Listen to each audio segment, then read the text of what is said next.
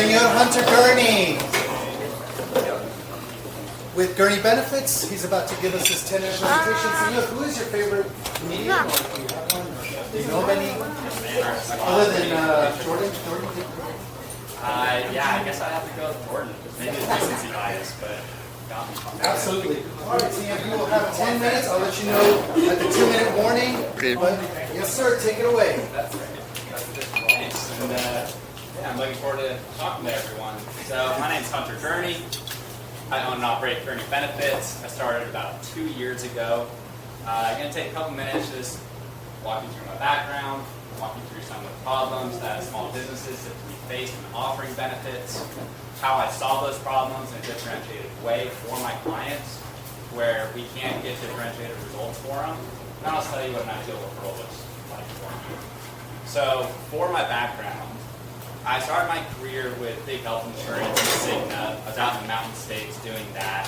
From there, I went to go do a private equity gig where what we were doing is we were taking these strategies and these health insurance solutions that you typically see with Fortune 100 companies, where we're really diving in, we're doing risk analysis, looking at risk pools, pricing, a lot of technical stuff, setting things up where employees can go get surgeries for free because we have direct contracts, really expensive medications for free, things of that nature that you typically only see with kind of the biggest, most sophisticated companies in the country, and bringing it to mid-market clients, small mid-market, so 100 to 1,000 employees.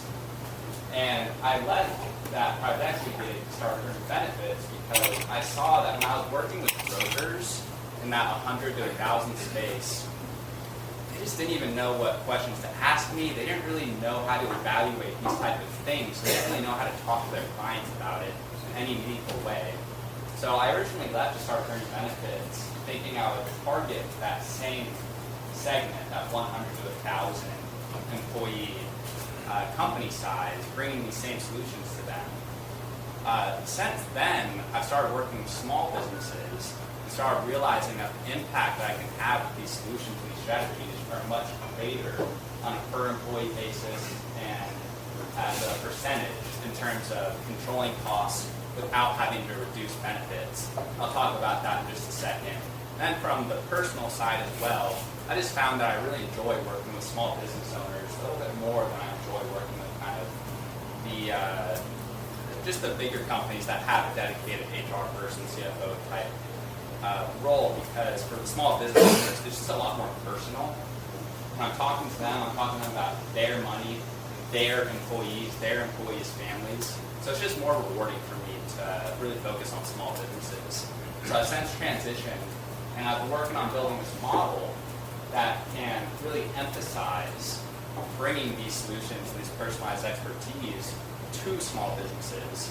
Because today, if you're a small business, and if you go to a typical benefits agency, digital, Marsh, things of that nature, it just doesn't make any business sense to really focus your time on small businesses, because it's going to take about the same amount of time to service a small business as a large business, and the typical model just doesn't bring in the same revenue with small businesses. So that's why they're typically relegated to the bottom of the service list, the bottom of the kind of expertise list. Usually you're relegated to kind of the new person at the company, so you're just not really getting that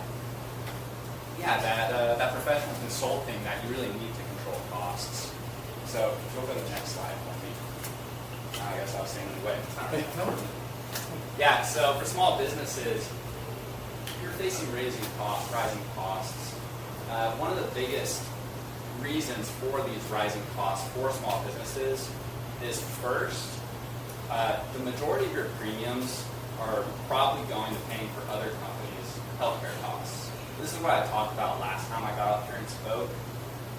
When you're getting just a typical plan from a typical broker, whether it's Oscar, Kaiser, Blue Cross, whatever, and you might be wondering, why am I paying $10,000 a year in premiums if I go to the doctor twice and get antibiotic once? It's because all that money is going to pay for someone else who you don't know that was in the hospital for 10 days.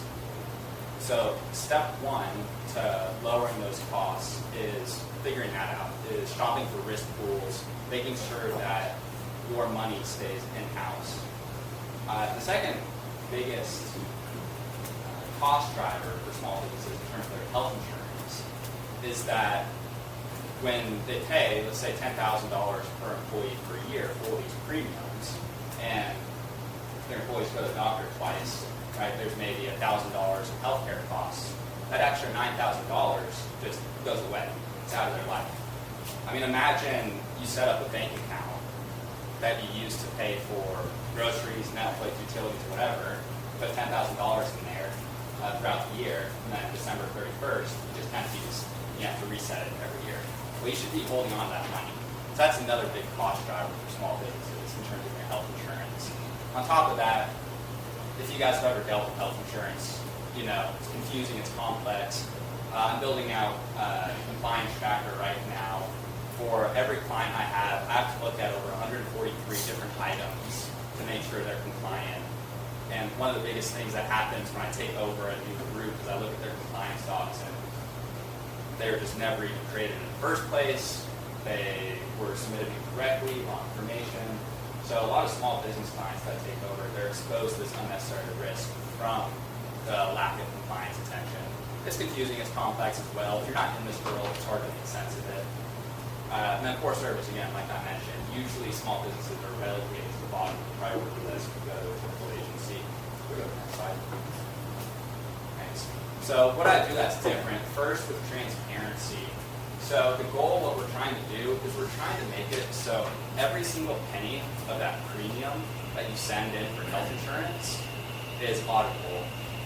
We want to be able to see where every single penny goes. That way we can track where is it being wasted, where is it being spent fraudulently, where are the margins, how can we contain those. On top of that, competition. So one thing that I pride myself on is my process that I've set up that drives competitors, vendors to compete for your business, right? So typically if you go to a status quo broker, say I want health insurance, they'll get quotes, they'll put it on a spreadsheet. What do you want to do? What I do is reach out, get initial offers, take the best one, put it aside, standardize everything, because when they first send them in, they're kind of all over the place. So standardize everything. Then go back out to the market, say, hey, here's the target, can you beat it? Get renewed second proposals. Then I go back to the original first winning proposal and say, hey, here's the new target, can you beat that? And then that really drives down costs for everybody, because they're really competing for your business. And I have over 200 different vendor partners that I work with, and that list grows, almost every week. And someone else's vendor list. Aligned incentives. Oh, wait, not here. Okay. So right now, one of the reasons costs go up so high, because there's misaligned incentives all throughout healthcare, all throughout health insurance. One of the things I specialize in is making sure myself, health insurance company, all the vendors behind the scenes are all aiming towards the same target of controlling costs without having to reduce benefits or sacrifice access to quality of care. So we're aligning everyone's incentives. So the more value you provide, the more money you save, the more everyone gets paid, and that money, that payment, comes out of those shared savings. Then finally, just human service. All my clients, all of their employees, they have my personal cell phone number. I talk to people pretty often, just answering random questions for them. And again, they're just not typically used to getting that sort of service. Next slide. So real resorts. If you all remember Thad was a client of mine, Carousel Partners. When I took them over, they were averaging about 16% cost increases every year for health insurance for the 3 years before. They just had Oscar, which is typically kind of the low cost. It was the lowest cost they had available to them at the time. What I did is I first looked at their risk profile to understand how much should they be paying. Then after that, I did the competitive bidding process that I just talked about. And after that, I looked at the contract structure to make sure they retained any extra premium dollars that they paid in, but didn't get used on health insurance, on health care.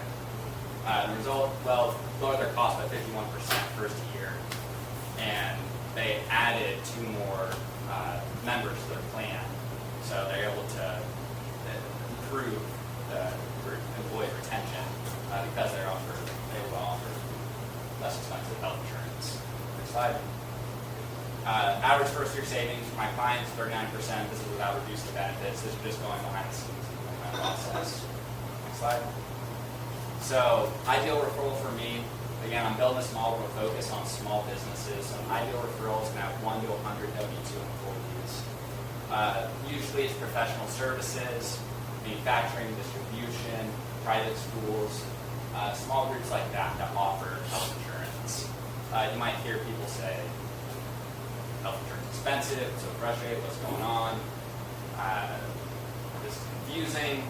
If you hear any of those types of triggers, you might say, hey, you might consider talking to a guy named Hunter. Next slide. So, in summary, I'm building this Gurney Benefits agency to really emphasize small businesses and bring this type of solutions that are typically reserved for those companies that have all the resources of the Fortune 100 group, bring it to small businesses, and that's how we're going to save money without reducing benefits. So, thank you.